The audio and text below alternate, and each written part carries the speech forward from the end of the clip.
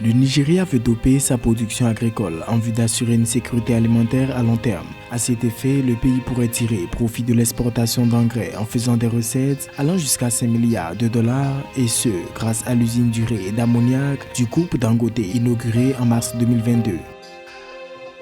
Suite à son émission d'un emprunt obligataire par appel public à l'épargne de type diaspora bond dénommé BHS 6,25% en 2019-2024, la Banque de l'Habitat du Sénégal va rembourser un montant global net d'impôts de 3,849 milliards de francs CFA le 10 juillet 2022.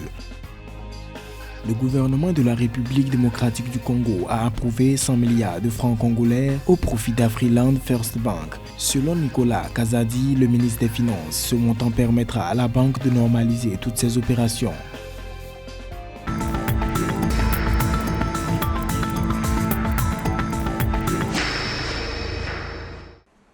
Le Nigeria pourrait attirer 5 milliards de dollars en recettes d'exportation d'engrais tirés de l'usine d'urée d'ammoniac du groupe Dangote, inaugurée en mars dans la zone franche de l'Eki, disposant d'une capacité de production de 3 millions de tonnes par an. Par ailleurs, les unités d'Indorama et de Notoré peuvent aussi fabriquer 3,5 millions de tonnes selon Aliko Dangote. Par conséquent, cette production combinée excède la demande actuelle du Nigeria, favorisant l'export à un moment où la demande mondiale est très élevée. Cette usine vient à point nommé pour le continent africain, pour le Nigeria et aussi quelque part pour le monde. Depuis que l'invasion russe en Ukraine, beaucoup de produits viennent à manquer. Parmi ces produits, il y a la potasse, l'urée, la phosphate qui sont les composants majeurs de l'engrais. Donc ça veut dire que pour les agriculteurs qui sont justement en ce moment en train d'entrer dans une période où ils vont en avoir beaucoup besoin, ce produit va arriver à manquer. Donc cela veut tout simplement dire que les rendements qui étaient déjà assez faibles sur le continent africain vont être encore beaucoup plus faibles. Et donc, il y a le spectre de la famine qui frappe à la porte de l'Afrique.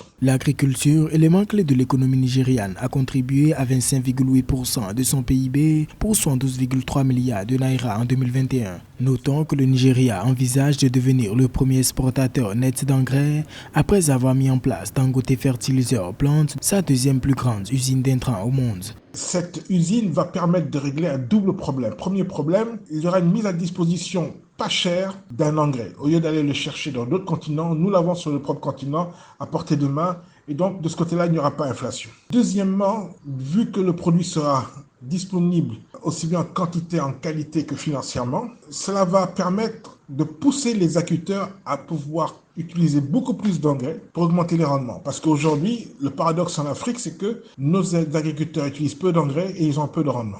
Signe de l'opportunité que représente l'initiative du groupe Dangote, le conflit entre la Russie et l'Ukraine a provoqué une hausse des prix et des pénuries alimentaires mondiales, les deux pays étant les principaux fournisseurs d'urée, de potasse et de phosphate, composants clés des engrais en Afrique.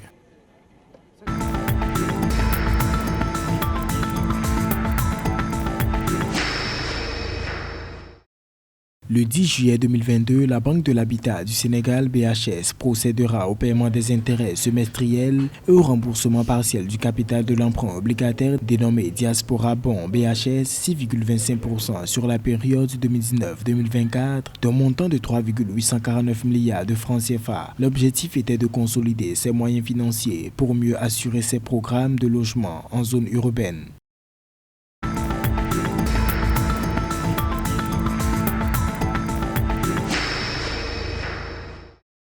En République démocratique du Congo, le ministre des Finances Nicolas Kazadi a informé le gouvernement à la 60e réunion du Conseil des ministres tenue le 3 juillet 2022 de l'évolution de la situation en rapport avec la mise sous administration provisoire de la banque camerounaise Afriland. Pour réguler les opérations bancaires, le gouvernement a approuvé 100 milliards de francs congolais en vue de permettre l'ouverture d'une ligne de crédit en faveur de la banque pour une totale normalisation de ces opérations, selon Patrick Mouyaya, porte-parole du gouvernement dans le compte-rendu de la réunion.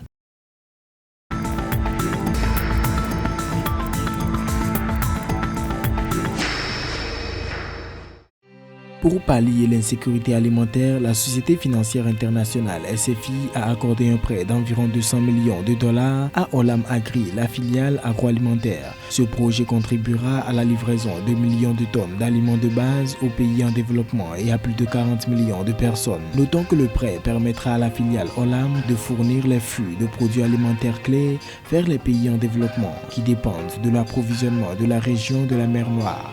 À terme, cela pourrait atténuer l'inflation des prix alimentaires, en particulier dans les pays touchés par des conflits.